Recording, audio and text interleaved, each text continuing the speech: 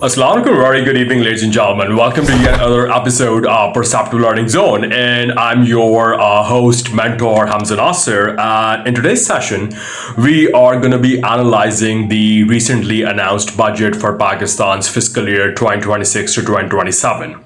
Now, this fiscal framework, to introduce, it operates under a historic stabilization program that, leaves virtually no room for localized fiscal maneuverability, right? The total outlay of this budget, it reflects an expansive inflationary adjustment, but a deeper structural drive. It reveals a very stark operational paralysis within public sector wealth creation. And the state of Pakistan has essentially structured its entire expenditure framework around maintaining its baseline survival rather than catalyzing real economic growth. So first of all, let's talk about the sovereign debt trap, right? At PKR 8,054 billion, debt servicing is not merely a budgetary line item. It is what the experts say. It's a systemic black hole that devours more than half of the country's total targeted revenue collection. Now, although the Ministry of Finance, it points to a minor nominal drop from the previous fiscal year, that was achieved through domestic debt rollovers and short-term maturity extensions, the real-term burden, we feel that it remains unchanged. This staggering sum, it means that for every single rupee that is collected by the state from tax-paying citizens, more than half is being immediately wired to domestic commercial banks and international lenders in order to pay off the past liabilities. And this leaves the state of Pakistan structurally bankrupt from day one of the fiscal year, forcing it to borrow new money just to pay the interest on old money. Then let's talk about defense allocations, right? The defense sector, it has been allocated PKR 3,000 billion, right? Marking a substantial 17.65% jump from the previous year's revised budget. Now, while defense officials, they argue that this increase is strictly defensive, designed to offset double-digit domestic inflation, the soaring costs of dollar-denominated military imports and heightened security imperatives along western borders, it places an immense strain on the civilian economy. And this allocation now, it fundamentally means that defense spending, it remains nearly 3 times larger than the entire federal development budget for a population of over 240 million people. Now, let's talk about the bureaucratic machinery and the pension crisis. The cost of running the civil government, ladies and gentlemen, that has escalated to PKR 1,071 billion rupees, and this is driven by an administrative setup that refuses to downsize, right? Obviously, when you got sandwiches running throughout the day and coffees and whatnot. So to mitigate the brutal impact of urban inflation on state employees, the government of Pakistan had announced a 7% ad hoc salary and pension relief allowance, and alongside it raised the minimum wage threshold by 10%, right?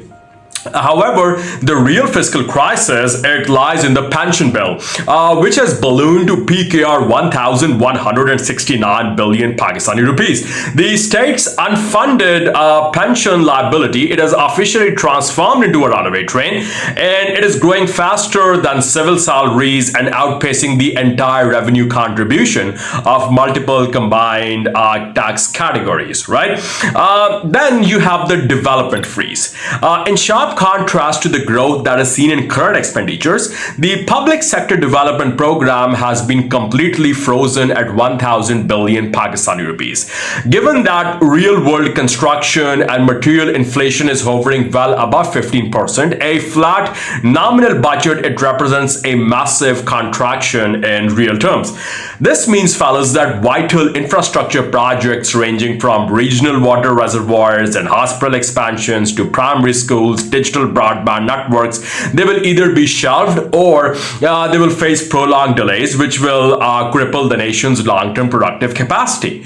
Also, then, you talk about direct taxation and the corporate class squeeze, right? Direct taxes now are projected to bring in 7,481 billion Pakistani rupees, with the bulk of this sum derived from withholding taxes at source. The formal corporate sector and the documented, I would say, salaried class, they remain the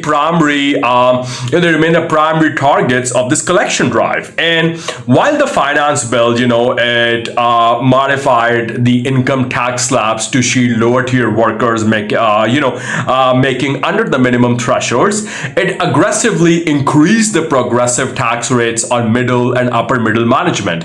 And this approach, it creates an environment where skilled professional workers are basically penalized with high tax brackets, suppressing their domestic purchasing power and accelerating the brain drain of top tier professional talent out of the country.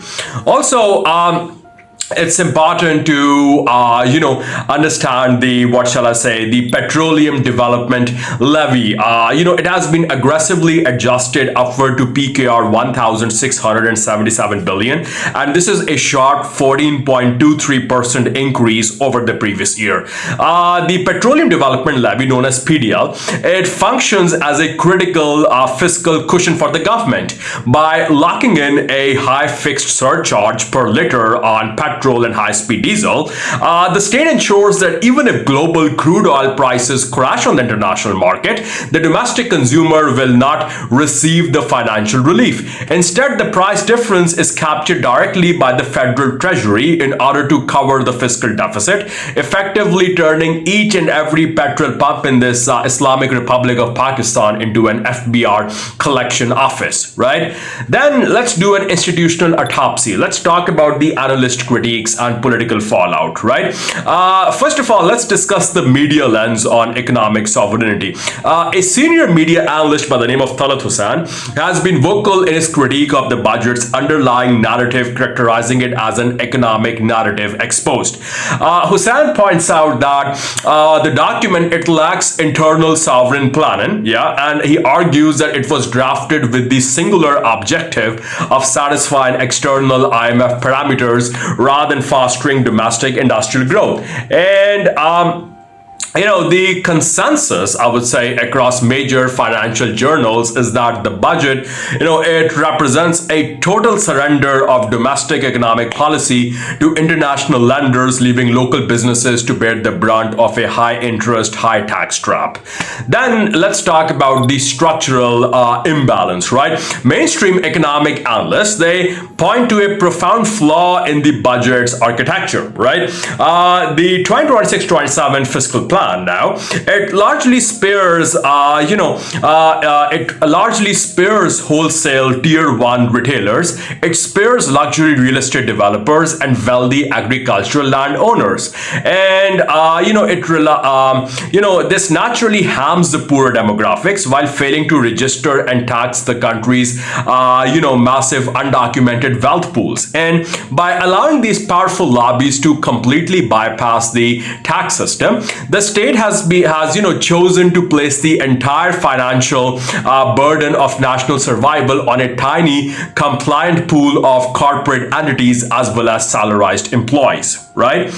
It's worth talking about Miftah Ismail's grim assessment of this budget as well. So when he was cornered for comment on mainstream television networks, the former finance minister Miftah Ismail, he delivered a very blunt assessment of the state's financial strategy. He observed that the ruling elite is trapped in a dangerous loop of celebrating artificial stabilization metrics such as a temporarily stable rupee or a marginally corrected current account balance, while the real economic engine of the country is dying. Mr. Ismail, he warned that by continually squeezing the purchasing power of the middle class and the choking manufacturing through high energy tariffs and punitive taxation, the state is destroying the very, I would say, consumer market that is required to fundamentally sustain tax revenue in the near foreseeable future. Then for me, like, this video today was heavily inspired by Imtinan Ahmed's recent podcast on the budget, right? And his analysis, for me, it revealed a deeper institutional failure. As a systems thinker, as a digital creator, and as an educational commentator, Mr. Imtinan Ahmed has offered a biting critique of this economic model. He first of all talked about the youth assembly line crisis. Now, what do we mean by the youth assembly line crisis, right? So in his wide-ranging digital dialogues and podcast appearances that were focused on youth development, Mr. Ahmed, he highlights the fundamental gap between state planning and modern economic realities. He identifies a profound crisis of institutional obsolescence and argues that the state continues to drag millions of young people through outdated educational assembly lines, right? And I quote his words that we are suffering from a profound crisis of delayed maturity and institutional obsolescence, right? We drag our youth through decades of outdated educational assembly lines only to hand them degrees that are utterly disconnected from a modern global economy. They are left job unready in a system that is designed for compliance rather than enterprise, unquote. Also, applying this lens directly to this recent fiscal budget, Mr. Ahmed, he points out, about the fact that while the state is boasting of a digital revolution, its fiscal policies tell an entirely different story. How? So, ladies and gentlemen, instead of treating the IT sector, software exporters, and your freelance digital content creators as a critical economic life raft, the state looks at the digital economy as another area for tax attraction, right? The budget offers zero meaningful structural support or high-speed connectivity subsidies or international payment gateway integrations for young entrepreneurs. Instead, what it does is it imposes new compliance burdens on independent tech exports. It forces a highly mobile, globally competitive generation to look for ways to move their capital and operation outside of Pakistan entirely. Also, I would say Mr. Ahmed's core thesis, right, it centers on the intellectual stagnation of the ruling class. He argues that the economic elite is trapped between the ignorance of how modern decentralized knowledge economies operate and the arrogance to believe that they can continue running a 21st century nation using 19th century bureaucratic methods, right? So the state's insistence on protecting its own privileges while taxing innovation is, in his view, a recipe for structural decline. So और वही बात आती है उर्दू में कि आप किसी भी जाहिल को जब उसकी जहालत पे टोकते हैं तो गुस्सा तो करता है लेकिन उसको गैरत नहीं आती, and that sums up what's going wrong with us. So what's the moral dilemma over here, my dear viewers, and what are the lessons that we are not learning, right? First of all, I would say that in this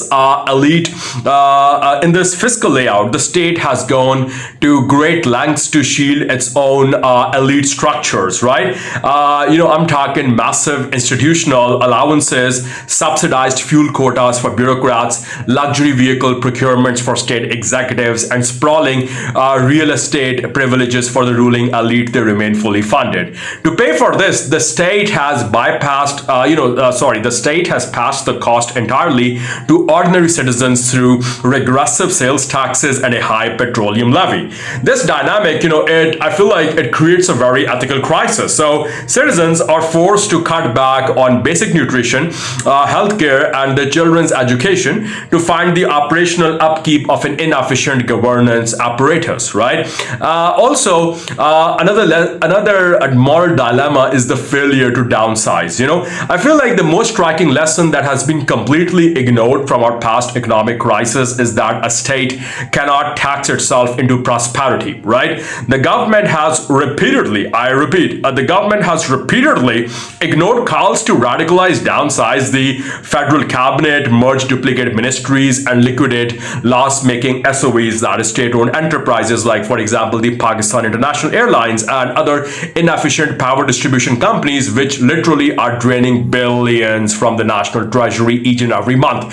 So You feel like by choosing to extract wealth from compliant citizens rather than cutting its own spending, the state is sacrificing the country's economic future for short-term political convenience. So, what's the need of the hour? What is a radical blueprint that we need for survival strategies, right? So, first of all, as far as improvement is concerned, we need comprehensive deregulation and youth autonomy, right?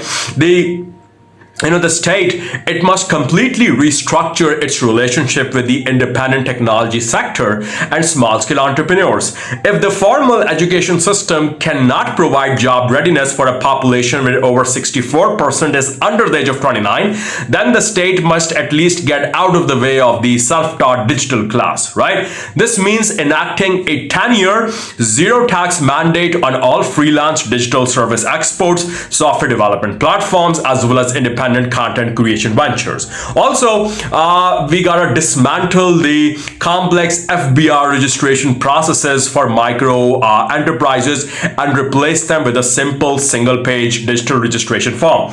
Also, we need to provide unhindered access to international payment networks and ensure consistent digital infrastructure stability. The second suggestion going forwards for us to work on is sovereign austerity and structural downsizing. What do we mean by that? I'm talking a mandatory, compulsory 30% reduction in the operational budgets of all non-combat civil and administrative ministries, right? Also, we need the immediate closure or privatization of all commercial state-owned enterprises that drain public funds. Also, we need a drastic, complete, holistic ban on the procurement of luxury vehicles, state-funded fuel quotas, and foreign medical travel for all these public office holders and senior bureaucrats. Away with them, to hell with these people, right? They gotta manage their finances themselves, right? Also, we gotta shift the burden. We gotta broaden the base, right? The FBR, it must shift its strategy from deepening the tax squeeze on documented entities to aggressively broadening the tax base. This means, first of all, we implement a compulsory technology-driven digital tax net on all tier 1 retail mega distributors and wholesale markets. Also, we gotta ladies and gentlemen, we gotta enact a comprehensive, progressive tax framework on commercial real estate transactions and luxury housing societies. Also, we need to levy a direct tax on high-income commercial agriculture to ensure that these wealthy landlords, they contribute equitably to national revenue rather than sitting on their bums all day long smoking crack, right? So the conclusion is that I would say, and if I were to relate it to a historical lesson, is that globally speaking, fellas, this pattern of trapping a nation in an artificial debt cycle while squeezing its middle class has clear historical precedents, right? For example, you could talk about the devastating structural adjustment programs in Latin America during the 1980s, or you could talk about the fiscal strangulation of Greece during the Eurozone crisis, a phenomena that was, very, very famously captured by the economist John Kenneth Galbraith, his observation, and I quote, that debt is a very sophisticated form of slavery, unquote. So viewed through a more, I would say, cynical conspiracy buff angle, this budget begins to, this budget for me, it looks less like an accidental policy failure and more like a carefully engineered systemic script to make sure that all the, intellectuals, all the visionaries, all those people who have even 0.001%, love and concern, for their motherland, they just end up leaving the country, leaving the, the swamp rats and the filth and the vermin behind to suck this country even more into a black hole, right? So from this, I would say, alternative perspective, the crushing of domestic purchasing power, the deliberate freeze on independent digital infrastructure, and the preservation of a bloated elite class, they are not mismanagement. They are part of a deliberate agenda that is being designed by international financial bodies to keep developing countries permanently destabilized and stripped of their economic sovereignty and utterly dependent on foreign corporate control. right? So it's time for us, the people, to wake up. To quote Denzel Washington, where he once said that, we didn't land on Plymouth Rock. Plymouth Rock landed on us. So it's time for us to wake up, grab the bull by the horns, and take control. And if we just keep on outsourcing, management of this country to these, incompetent rats, then it's just, mate, you just gotta buckle in your seatbelt, and this is at ground zero, right? So that's all for now, fellas. Thank you very much for being a lovely audience. Please don't hesitate to like, share, and subscribe to Perceptive Learning Zone. And your host, mentor Hamza Nasser, is going to be back with much more content, God willing. Till then, have a nice evening, and God bless you all. Take care. Assalamu alaikum.